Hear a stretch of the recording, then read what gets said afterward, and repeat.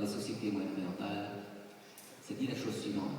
Les femmes peuvent garder secret leur amour pendant 40 ans, mais elles ne gardent jamais leur haine pendant 1 heure.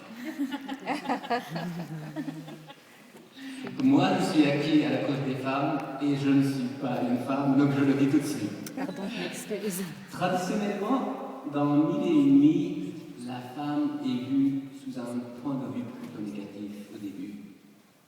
Le mouvement d'ouverture des Mille et une nuits est celui d'une femme qui trompe son mari, un roi en l'occurrence, avec un de ses serviteurs noirs, donc c'est un comble, ce qui déclenche une figure meurtrière à l'égard du sexe féminin.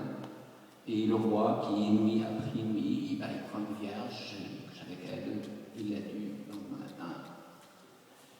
À un moment donné, il y a la fille du vizir, la fameuse Scheherazade, qui entre en jeu, en scène.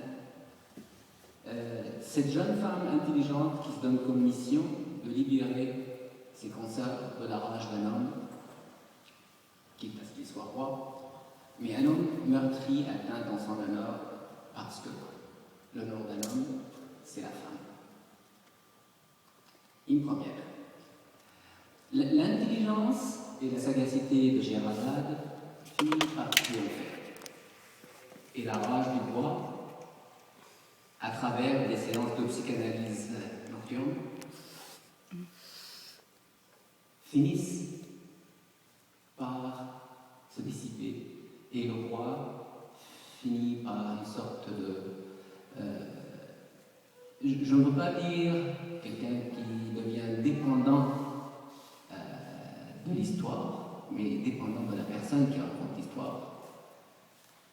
Et il finit par réaliser que son dessein de tuer une vierge chaque nuit, chaque soir, n'a plus de sens et que cette histoire de tricherie, de tromperie de sa femme reine à l'origine, il faudra la caser dans une de ses boîtes nombreuses dans Mille et une nuits et puis fermer le tiroir et commencer autre chose.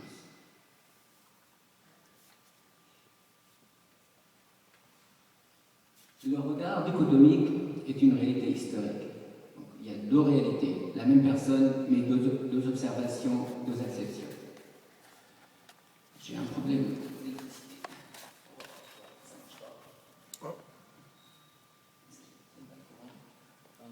Non, ça marche. Non, mais c'est Attends, il faut que je l'ordinateur. rallume les lumières. Ah oui, vous allumez la lumière? Ouais, je suis obligé de rallumer.